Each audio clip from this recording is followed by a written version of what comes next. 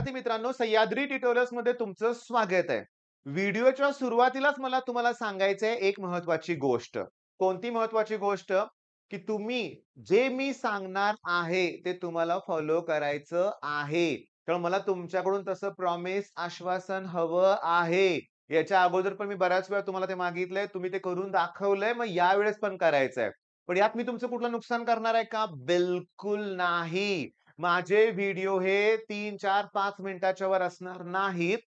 5 मिनिटाचे व्हिडिओ तुम्हाला मिळाल्यानंतर टार्गेट तुम्हाला दिलं जाणार आहे. मी तुम्हाला सांगतो एक नवीन सुरुवात आहे. एक नवीन प्रयोग आहे. पण तुम्हाला तेच पाहिजे असतं रे. तुम्हाला काय मला पण तेच हवं असतंय. जर कोणीतरी आपल्याला टार्गेट दिलं, चॅलेंज दिलं, चल हे करून दाखव म्हटलं, की आपण पेटून उठतो आणि करायला सुरुवात सुद्धा करतो. मग आज या व्हिडिओमध्ये जी आपली फुल लेंथ टेस्ट झाली ना, पहिली फुल लेंथ टेस्ट त्यातला केमिस्ट्रीचा क्वेश्चन नंबर 51 जो होता ना, त्याचं मला आन्सर द्यायचं आहे. पण मी अगोदर पण बोललोय, परत बोलतो.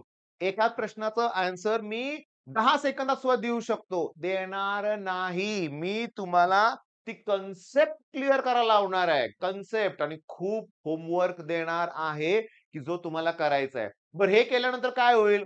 ह्यातले चान्सेस हे प्रश्न परीक्षेत यायचे चान्सेस आहेत. जो तुम्ही टार्गेट कंप्लीट कराल. पण येईलच असं कुणीही सांगू शकत नाही.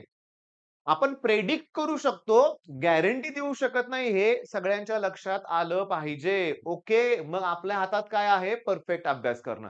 चला सुरुवात करूया. ऑर्गॅनिक मधला प्रश्न आहे. मग चला मग ऑर्गॅनिक म्हणजे पहिली गोष्ट म्हणजे मी तुम्हाला सांगतो, मी देणार आहे तुम्हाला टार्गेट. काय टार्गेट आहे?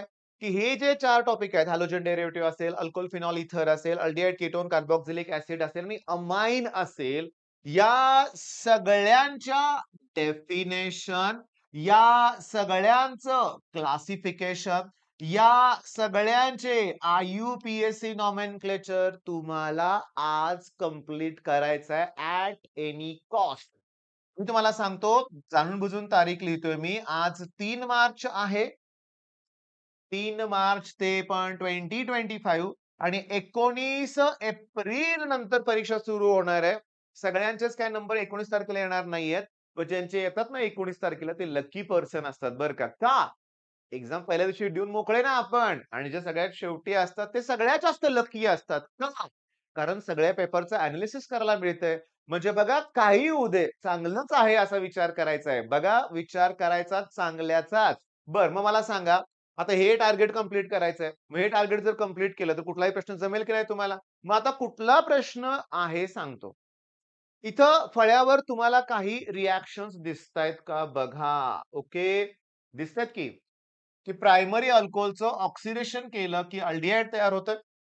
सेकंडरी अल्कोहलचं ऑक्सिडेशन केलं की कीटोन तयार होतंय. मग अल्डिहाइडची डेफिनिशन सांगू का?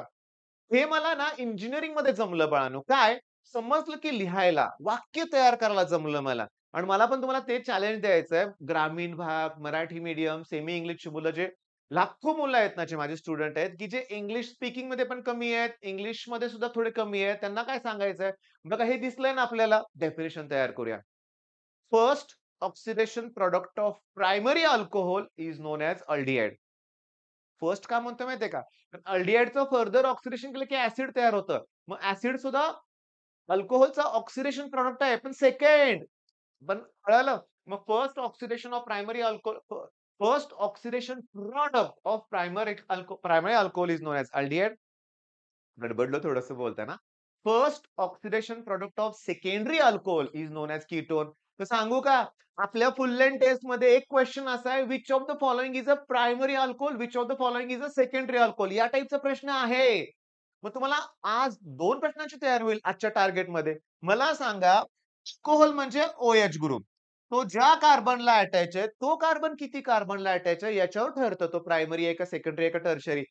अरे जावा आपल्या सह्याद्री ट्युटोरियल्स ॲप वरती. आज मी फ्री व्हिडिओ ठेवलेत म्हणजे कायमचे ठेवणार नाहीये. तर 1, 2, 3 दिवसाचा वेळ आहे तुम्हाला ॲडमिशनसाठी लक्षात घ्या. कोर्स पर्चेस करा. तुम्हाला व्हिडिओ आवडल्यानंतर कोर्स पर्चेस करा. जेव्हा तुम्हाला वाटेल ना, की मी हे करू शकतोय, एवढा वेळ देऊ शकतो. कोर्स पर्चेस करा. तुमचं टार्गेट मोठं असेल तर. ओके. आणि माझ्याकडे आता असे स्टुडंट येतायत, की ज्यांनी ऑलरेडी भरमसाठ कोर्स पर्चेस केलेत. तरी देखील त्यांनी आपला कोर्स घेतलाय. त्यांनी पालकांना कन्विन्स अभ्यास करून दाखवलंय. आणि जेव्हा तुम्ही अभ्यास कराल ना, तेव्हा तुम्हाला पालक नाही म्हणणार नाहीत. ही पण रिॲलिटी आहे. बरं, मग आता बघा OH ग्रुप ह्या कार्बनला आहे आणि हा कार्बन समजा 3 कार्बनला अटॅच आहे. मग हे टर्शियरी आहे. टर्शियरी ब्युटील अल्कोहल आहे. मग याचा आययुपीएसी नॉमिनोमेक्लेचर 1, 2, 3 मिथिल प्रोपाइन 2 OL. पटकन तुम्हाला आलं पाहिजे. बरं चला हे डेफिनिशन कळालं तुम्हाला.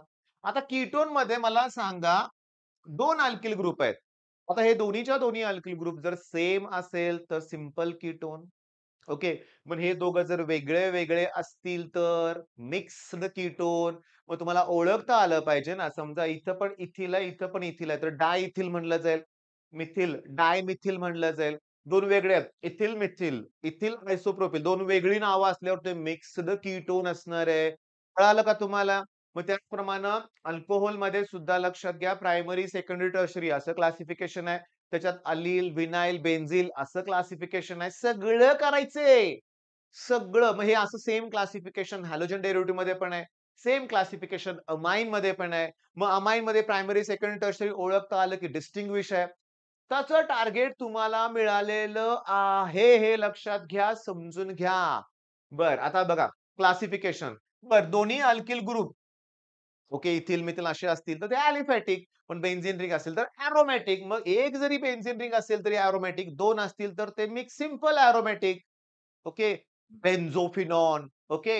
मग आता बघा हे तुम्ही सिंपल मिक्स तुम्हाला मी सांगितलं. हे बघा बेन्झोफिनॉन म्हणजेच कुठलं डायफिनिल कीटोन. सिंपल आहे. पण ॲसिटोफिनॉनमध्ये इकडं अरिल ग्रुप आहे, इकडं अल्किल ग्रुप आहे. 2 वेगळे आहेत. मग ते मिक्स्ड आहे. Simple mix. चला, मग आता पहिल्या प्रश्नाकडे वळूया आपण. मग पहिला प्रश्न तुमच्या समोर हे मी टार्गेट दिलंय आणि हा तुमचा आपल्या पेपर मधला पहिला प्रश्न. सांगा बघू. Which of the following is a mixed ketone? माझी कन्सेप्ट क्लिअर आहे. 2 ग्रुप वेगळे पाहिजेत. जिथं बेन्झोफिनॉन तर नाहीच आहे. जिथं डाय शब्द येईल नाहीच आहे. ॲसिटोन. थांबा.